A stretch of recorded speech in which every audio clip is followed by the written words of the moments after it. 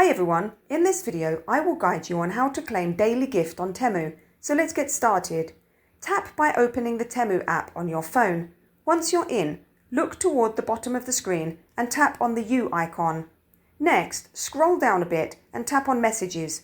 This is where you'll find all your notifications from Temu, including order updates, alerts and promotional messages. Inside the Messages section, look for a tab or category labelled Promotions. Tap to enter it. Now here's where it gets exciting. Scroll through your promotional messages until you find one titled Daily Gift Box or something similar.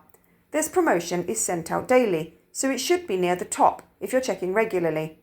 Once you find the Daily Gift Box message, tap on it to open.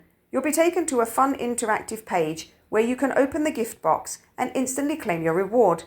The reward might be special discount coupons, limited time deals, free gifts, or even Temu account credit that can be used at checkout. And that's it. If this guide helped, don't forget to give it a thumbs up, hit subscribe for more easy tech tutorials, and tap the notification bell so you never miss a tip. Thanks for watching.